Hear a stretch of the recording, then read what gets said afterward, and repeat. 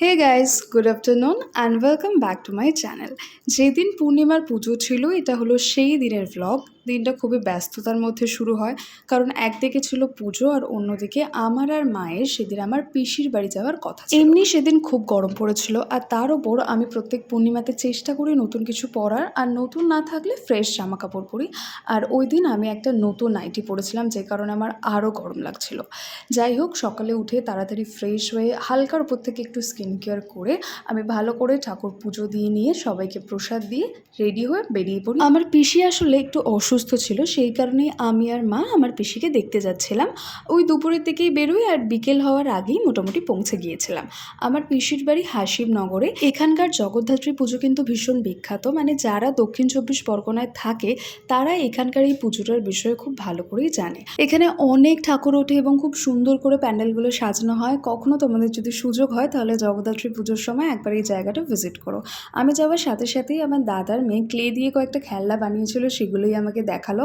আর তারপর বৌদি লাস্সি দিয়েছিল, আম দিয়েছিল, যেগুলো আমি খেতে পারিনি, কিন্তু মিষ্টি কয়েকটা খেয়েছিলাম। আর যেগুলো খেতে পারিনি, আমারও এই যে ডগিটাকে দেখছো, ও খেয়ে নিয়েছে।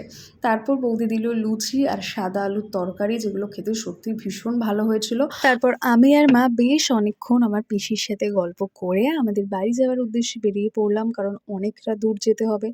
আর এখানে যেতে যেতে একটা জিনিস আমি লক্ষ্য করলাম, প্রায় প্রত্যেকটা বাড়ির সাথে একটা করে অ্যাটাচড পুকুর রয়েছে, আর সাথে একটা করে আঁশফল গাছ রয়েছে। মানে হয়তো শুনলে খুব উইয়ার্ড লাগছে, বাট এটা একদম সত্যি কথা। মানে এত ঘন ঘন পুকুর আমি এর আগে কোনো জায়গায় দেখি। আর প্রত্যেকটা পুকুরে কিন্তু মাছও রয়েছে। মানে ক্যামেরায় সবটা ক্লিয়ারলি দেখা যায় না ঠিকই, কিন্তু আমি প্রত্যেকটা পুকুরেই মাছ দেখেছি, অনেকই মাছ দেখেছি। যে এই পুকুরটা স্পেশালি এত মাছ ছিল, আর আমি যখন ক্যামেরাটা অন করেছি ম্যাক্সিমাম সব ডুবে যায়। তো যাই হোক, এইভাবেই আমি রাস্তায় হাঁটতে হাঁটতেই প্রাকৃতিক সৌন্দর্য উপভোগ করছিলাম। তারপর বৃষ্টি নিয়েই বাড়ি ফিরলাম। আর বাড়ি যাওয়ার পথে আমি আর মা একটু আইসক্রিম খেলাম, আর বাড়ি গিয়ে কিছুক্ষণ একটু কার্টুন দেখছিলাম। তারপর সারাদিন যেহেতু ছিলাম না, অনেকেই এসেছিল আমাদের সাথে দেখা করতে, তাই আমরা সবাই মিলে একটু লুডো খেললাম। আর রাত্রেবেলা আমি বিরিয়ানি আর চিকেন কষা দিয়ে আমার ডিনারটা কমপ্লিট করেছি, আর সাথে ছিল স্যালাড। তো এইভাবেই দিনটা কেটেছে। তোমাদের যদি ভিডিওটা ভালো লাগে তাহলে অবশ্যই একটা লাইক করো, চ্যানেলটা সাবস্ক্রাইব করো। আজকের মতো এই পর্যন্ত, টাটা।